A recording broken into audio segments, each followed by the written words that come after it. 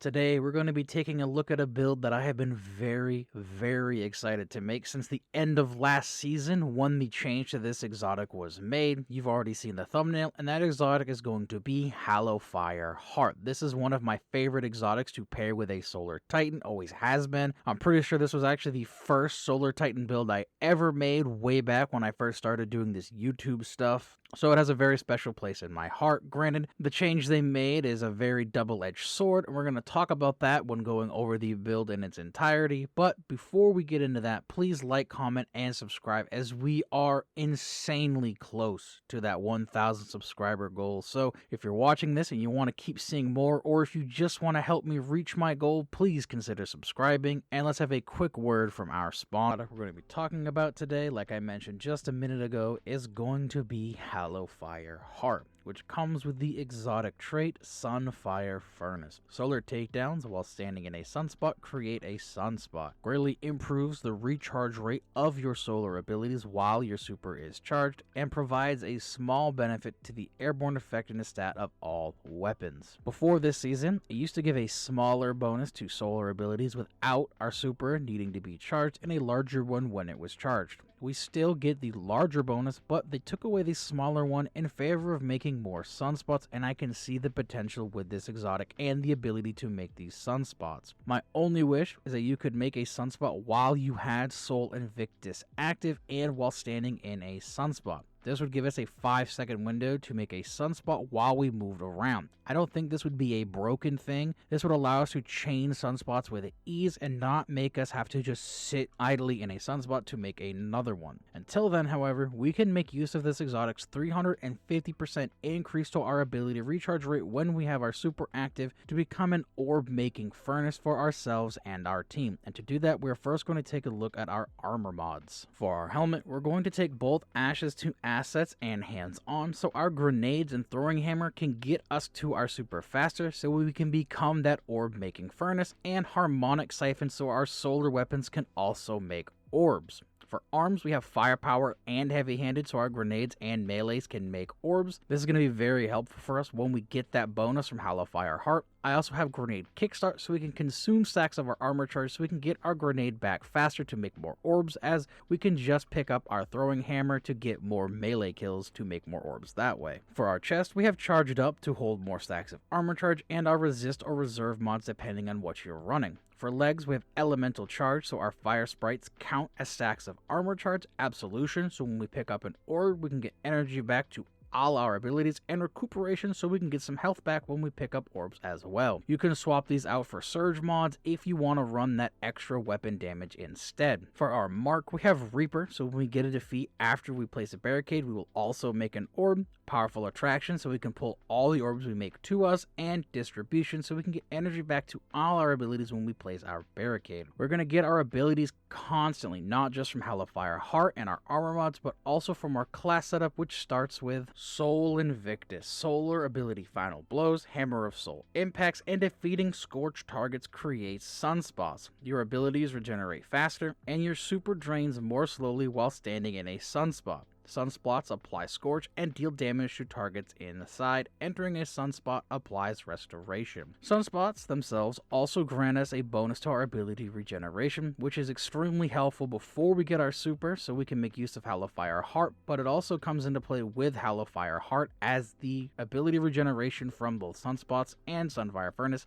stack. We'll also get a lot of survivability from this, as now walking through a sunspot grants us Restoration. And again, we're going to be making a ton of sunspots between Hallowfire Heart and just spamming a bunch of abilities. And because we're spamming a bunch of abilities, we're also going to take Roaring Flames. Final blows with solar abilities or ignitions increase the damage of your solar abilities, which stacks 3 times. This is going to be very helpful for our grenade and our throwing hammer, as this is going to allow them to do a ton of damage. I was using fusion grenades with this build, so I would get them back super fast, throw them, have them do a ton of damage. I also liked using solar grenades for the DOT and trip mines, because again, they can also do some very good damage when we have Roaring Flames times 3. As for fragments, our setup is based around making fire sprites and getting our abilities back, so we're going to start with Ember of Tempering. Solar weapon final blows grant you and your allies increased recovery for a short duration, stacks 3 times. While Ember of Tempering is active, your weapons have increased airborne effectiveness and your solar weapon final blows create a fire sprite with a -10 to recovery.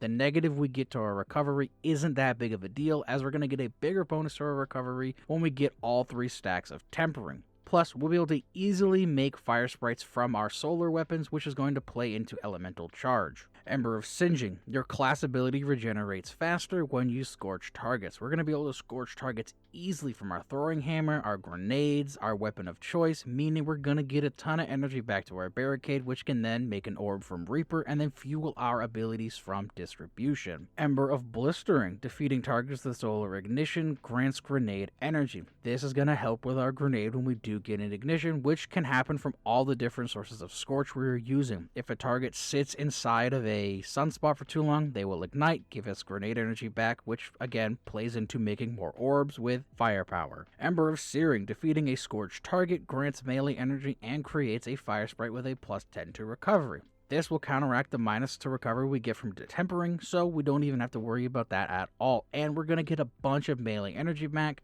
in case we misplace our hammer, with the added benefit of making fire sprites when we scorch targets, which again, fire sprites are going to play into elemental charge, and they're going to help fuel our grenades. We can also aid the spreading of Scorch with one of my favorite solar exotics, Sunshot. Hand Cannon's got a very, very nice buff at the beginning of the season, and Sunshot is even better now because of it.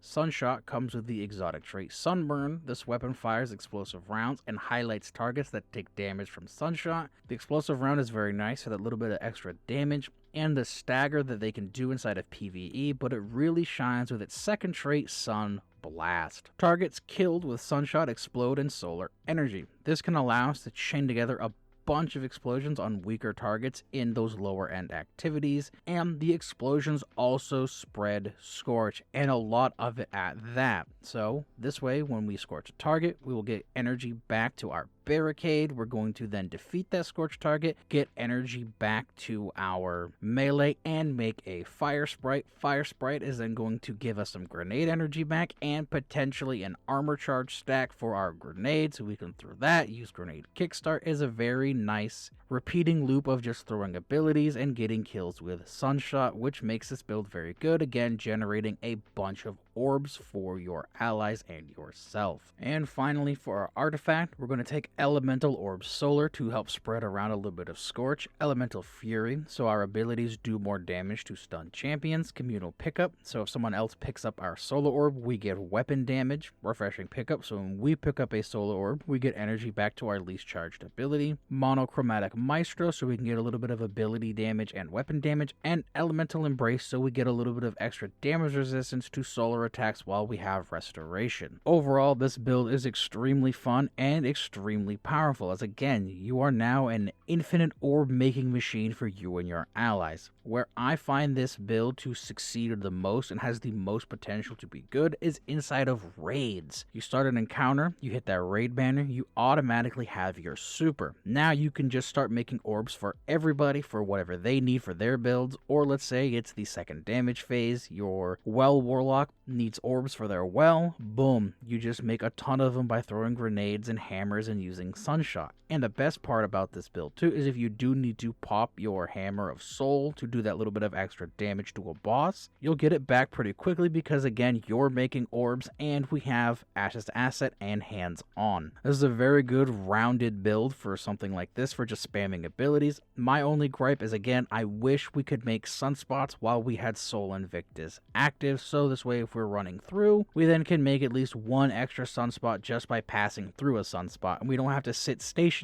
to make a sunspot. But with that, that is the end of this build. This has actually been a build I've been very excited to make, so hopefully you guys can do something with it, make it your own, change some mods out, and do whatever you want with it. So again, please like, comment, and subscribe, as we are so close to 1,000 subscribers, and that would be amazing to see before the end of the year. But with that being said, I hope everybody has a good day, and I will see you guys in the next video.